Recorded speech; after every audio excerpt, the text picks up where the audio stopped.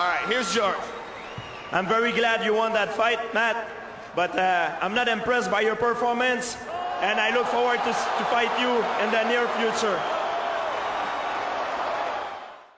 Welcome back to Thinking Critical. This is Wes, and I said I was going to do another video today to talk about DC's Endless Winter. As I mentioned in the previous video about Brian Michael Bennett's leaving Superman in December, we finally have details about Endless Winter. We have a lot of details. There's going to be plenty of videos about this in the days ahead. But this one I do want to talk about because Endless Winter, there was a lot of mystery about it. We'd heard that it was like a Justice League kind of event series that was going to be starting in December, but the timing was really odd. You know, it wasn't really matching up with Dark Knight's Death Metal, which we knew was going to be kind of propelling DC Comics into like the new direction that they're going to be going. Like, how are they going to start a big event there? And now we know this is going to be contained all within December. This is going to be a 9-issue event crossover series called Endless Winter starting December. And I'm calling it Endless December. And at first glance, people may think this is DC stealing a page out of Marvel Comics playbook, where they do an event within a month. They release everything weekly or a couple issues a week and just kind of get it all out there. I don't think this is a trend that DC is going to be doing moving forward. I think there's a very specific reason that they're doing this. But before I get to that, I do want to say, if you've been visiting the channel, if you've been coming around but haven't made the leap yet, today is the day to subscribe to Thinking Critical YouTube. Hit the bell for notifications. Give us a thumbs up if you enjoyed this video.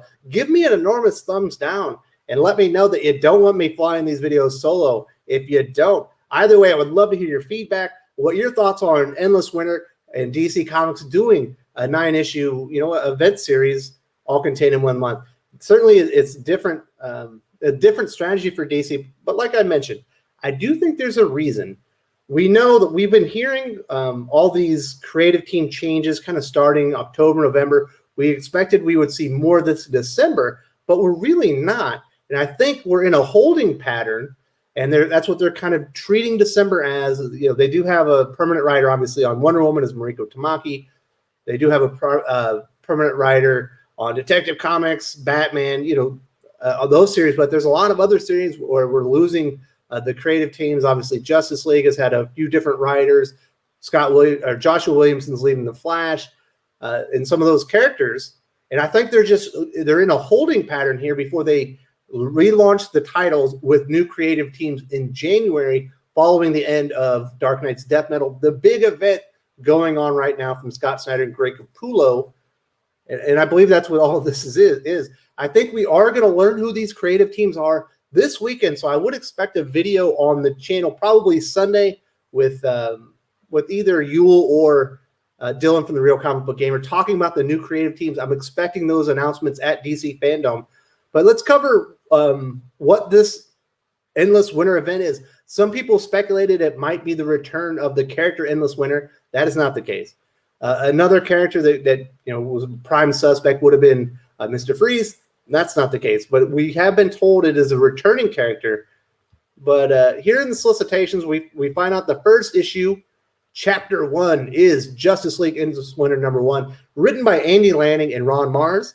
And you're going to see those names over and over because they're writing every single one of these issues coming out in December. They're the creative team behind this event. Andy Lanning he's worked at DC and Marvel in the past, mostly known for his work with Dan Abnett in the past. Ron Marz, certainly a great creator, done a lot of things with Green Lantern and other characters.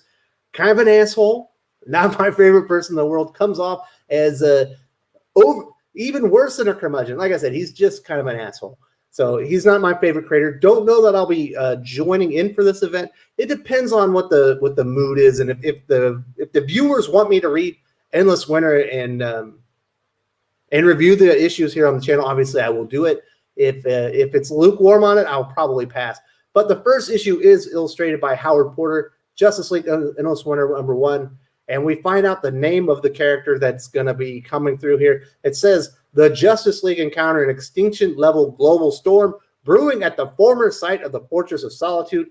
Enter the Frost King, and that is the name of our Endless Winter villain, a monster mad with power with an army at his command. What devastating mystery lies in the past, and how does he How does he tied? I wonder if this is actually DC's solicitation, or maybe if CBR just transcribed it wrong. But how does he tied to Queen Hippolyta, Swamp Thing, Viking Prince, and their reluctant ally Black Adam? And so apparently we're going to be told this story in 2 different timelines, and they're going to converge to make sense of all these things. The next issue, Chapter 2, is going to be The Flash 767, Endless Winter, Chapter 2. Once again, Andy Lanning and Ron Marz. Art by Clayton Henry. I know him pretty well from his work on Valiant Comics. I like his art a lot, actually. I think he's a pretty good artist. And I'm happy to see him here over here at DC Comics. Hopefully he's doing more work with them in the future.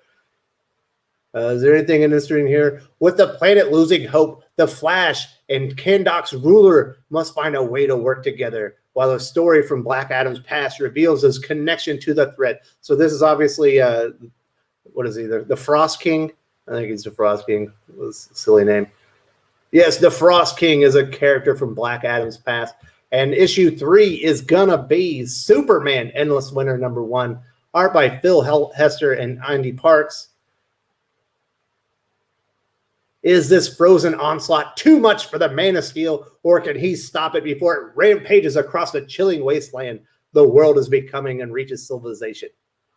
Obviously, we're going to find that out in here. So I just reading the solicitations and seeing the creators and what they're doing here, this feels, it might be a good story. It might be really entertaining, but I don't think this is going to be important to the future of DC Comics. I don't know, or I don't imagine we're going to be seeing the Frost King, moving forward at DC Comics. Like I said, I think this is like a filler event. We don't normally see filler events from DC Comics. That is much more of a Marvel play, but I think that's what we're getting here. At least that's my my interpretation here. Aquaman 66 is going to be Chapter 4. The icy tendrils of the Frost King's global grip extend down to the bottom of the 7 seas. Here's the cover, or the cover from the thumbnail. Justice League 58. Hermonico. I like that artist, so that ought to be pretty good. This is Chapter 5. Then in Chapter 6 is Teen Titans Endless Winter Special #1. So it appears that Robbie Williams will not be moving forward with Teen Titans. We're going to get a new creative team on that. Maybe they'll just end that series altogether. The sales haven't been great. And obviously we saw that Damian Wayne just gave up the Robin mantle. So there's probably no place for him in there. Do you need a Robin to lead the Teen Titans? It feels like you almost do.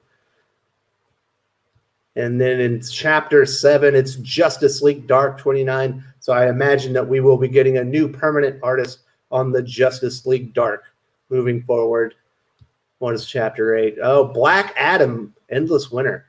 I wonder if we're going to be getting a Black Adam series. You know, he's not really a hero. But we do have a Black Adam movie coming up with The Rock. So I imagine we'll be getting at least a mini-series or a maxi series about him. So maybe this will be the reminder of Black Adam. I think I saw Brandon Peterson recently in a Superman issue that was really good. So at least the art, some of these artists are pretty good. Some of them maybe not so much. And then Justice League Dark Endless Winter #2, the final chapter. Howard Porter returns with Carmine. I'm not even going to try and go with that last name, but I do know I like that artist as well. Let's read this one. This is it. The final chapter in the 5-week, 9-issue Justice League crossover with the Frost King's origin revealed. The Justice League must battle the mistakes of the past, as well as the global freeze that now threatens the entire population. This issue is snow-packed with characters and action as Superman battles Black Adam, while Batman, Wonder Woman, Aquaman, Flash, Green Lantern, Queen Hippolyta, and Swamp Thing face the Frost King and his monstrous army. All of the world is watching, and Justice League must make a choice. So obviously, Black Adam turns on his friends here. I wish they hadn't given that one away in the solicitations, but that does happen quite a bit, if I'm being honest. And we hear that, I'm imagining this is the Frost King. We kind of see him here. We saw him on a few covers. That's who the foe that they're going to be eating. Whoa, is he eating Flash? I think he's eating Barry Allen, folks. Are we going to see the end of Barry Allen? When they relaunch the Flash, is it going to be Wally West because Barry Allen was eaten by the Frost King? If that happens, then this event would be really important, and I think people would be happy. I think a lot of people are ready for Wally West to be back to the Flash, if I'm being honest here. But there you go. Those are the details that we do have on Endless Winter.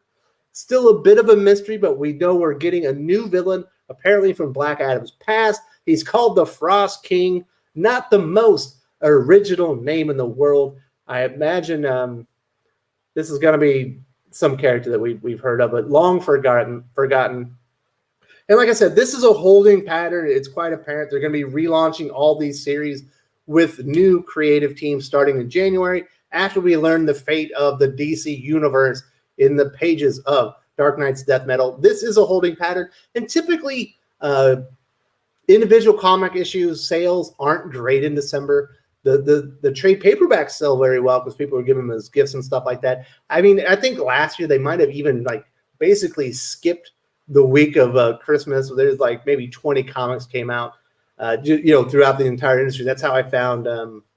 Oh man, what was that? The Killwalk. It came out that week, and it was a light week, so I picked that comic book up, even though I had never heard of it. It was amazing. So hopefully that happens again this year. But DC is kind of taking the month off with a lot of their bigger titles. They're going to do this crossover Justice League crossover event Endless Winter.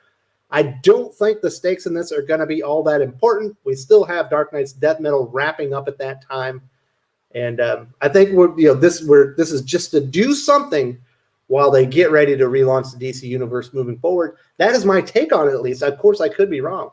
This is all speculation here. I didn't even talk to anybody about this one. I hadn't heard anything about this event, and I can see why, because it doesn't really seem all that interesting. I don't know. There's a couple of decent artists on there.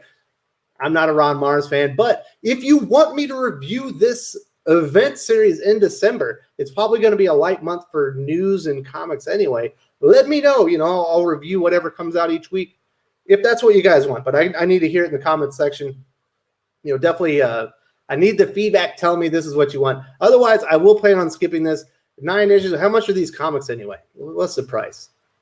So $6 for Endless Winter #2. $5 for Endless Winter Black Adam. $4 for Justice League Dark. $4 for Teen Titans. $4 for Justice League. $4 for Aquaman.